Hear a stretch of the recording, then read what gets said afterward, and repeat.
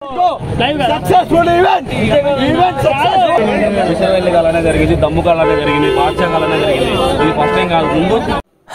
Everyone, welcome to the channel. ఈరోజు Devara pre release event live. ఈ ఈవెంట్కి అటెండ్ అయ్యానండి.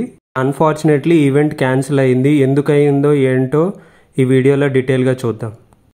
జనాలు ఆఫ్టర్నూన్ 3 o'clock నుంచి లోపలికి వెళ్ళిపోయారండి.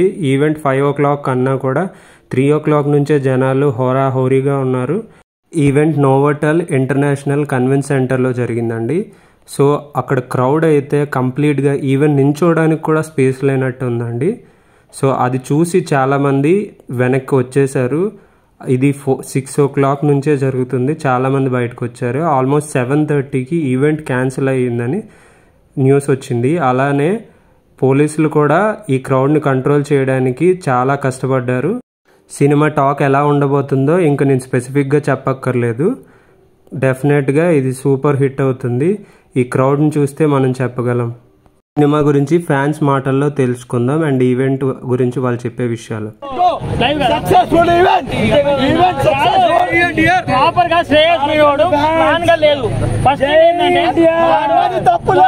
వాళ్ళు ప్రిపేర్ గా వచ్చిన ఫ్యాన్స్ అని ఆలోచించుకోవాలి.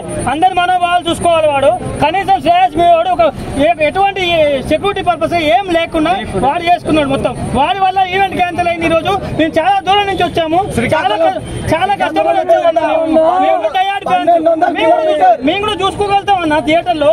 నువ్వేం చెప్పేది? శ్రేయస్ మీవాడు ఎట్లా క్యాన్సిల్ చేస్తాడు? అసలు సౌండ్ లేదు, మాట లేదు, ఏం లేదు, ఏం ఇన్ఫర్మేషన్ ఇవ్వట్లేదు.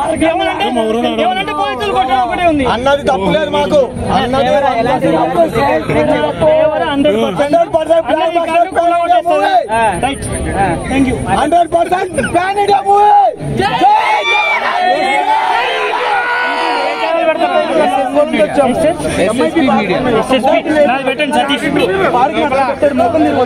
లోపల కూడా చెక్ చేయకుండా అందరూ పంపించారు.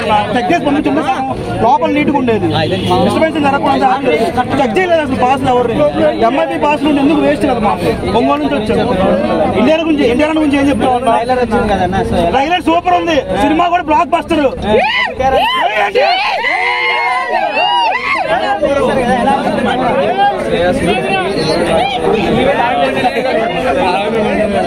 అలానే జరిగింది, దమ్ముకు అలానే జరిగింది, బాద్షాకు అలానే జరిగింది. ఇది ఫస్ట్ టైం కాదు. ముందు ఆ ఈవెంట్ ఆర్గనైజ్ చేయడం రాదు. ఇన్ని పాస్లు ఇచ్చారు. ఎంఐపీ పాస్ ఉంది. ఎక్కడి నుంచి కనీసం వెరిఫికేషన్ ఉందా? బార్ కూడా లేదు. అలా పంపేస్తే ఎంతమంది వస్తారు? 5,000 మంది వస్తారు, 10,000 మంది వస్తారు. ఎక్కడి నుంచి వస్తారు ఇంపార్టెంట్ కాదు కదా. ఫ్యాన్స్ అన్న వస్తారు. ఒంగోలు నుంచి వచ్చారు, కర్నూలు నుంచి వచ్చారు, తిరుపతి నుంచి వచ్చారు, మేము ఎక్కడ నలుగురు నుంచి వచ్చాం. సో ఎక్కడి నుంచి వస్తారు. కానీ ప్రోగ్రామ్ కండక్ట్ చేసే వాళ్ళు ఎలా చేయాలి? ఒక సిస్టమేటిక్ ఉండాలి కదా. లోపల పంపించినప్పుడు ఎలా పంపించాలి, ఏ వేలో పంపించాలి, ఎలా అవుట్ ఎగ్జిట్ అన్ని ఉండాలి కదా. ఒక్కసారి లోపల క్రౌడ్ అంతా పంపించి ఎంఐపీ పాస్ లో ఎంఐపీకి సంబంధించిన వాళ్ళు ఉన్నారా? లేరు. ఫ్యాన్స్ పాస్ గ్యాలరీ ఉంది కదా, అందులో కూర్చోబెట్టాలి. బౌన్సర్లు అందరూ వచ్చి కొట్టేసుకుంటుంటే కలదు కదా. ముందు శ్రేయస్ మీడియాకి ఆర్గనైజ్ చేయడం రాదు ఫస్ట్. ఇంకోటి ఫ్యాన్స్ తరపున మేము అందరూ సినిమా చేసుకునే బాధ్యత మాది. జై NTR. Second trailer, first trailer troll చేశారు కదా. ఇప్పుడు ఎలా అనిపించింది?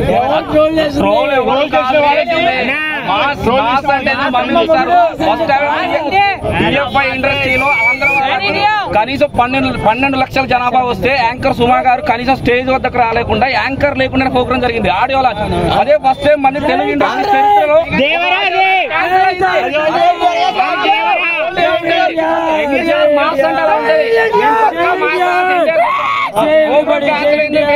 ఏ రకంగా బాధపడట్లేదు. సినిమా బ్లాక్ బాస్టర్ అవుతుంది. 27వ తారీఖు చూస్తున్నాం. ట్రైలర్ లో వాటర్ సీక్వెన్స్ సీన్స్ అన్ని ఎలా అద్భుతంగా అనిపించాయి. విఎఫ్ఎక్స్ అయినా, కొటాషివా డైరెక్షన్ అయినా, ఎన్టీఆర్ యాక్టింగ్ అయినా, ప్రతి ఒక్కటి ఎవ్రీథింగ్ బ్లాక్ బాస్టర్ వైపు మా అందరికి వస్తున్నాయి. మా క్యారెక్టర్లు ఎలా అనిపించినాయి? అద్భుతంగా 2 ఉండొచ్చు సినిమాలో, 3 ఉండొచ్చు, ఒకటే కదా. మా కళ్ళకు మాత్రం ఎన్టీఆర్ కనిపిస్తూనే ఉంటాడు. 3 గంటల సినిమా అయినా సరే మేము ఎన్టీఆర్ చూస్తూనే ఉంటాం. ఖచ్చితంగా మేము 27 కలెక్షన్ అవ్వచ్చండి. 1000 కోట్లు ఖచ్చితంగా. 1000 కోట్లు. ఒకటే థింగ్ బ్రో, సంధ్యా థియేటర్ లో పాజిటివ్ టాక్ తో ఫ్యాన్ మొట్టమొదటి ఫ్యాన్ ఎవరైతే బయటకు వస్తారో అక్కడి నుంచి దసరా అయిపోయే వరకు 1000 కోట్లు రన్నింగ్ అవుతూనే ఉంది.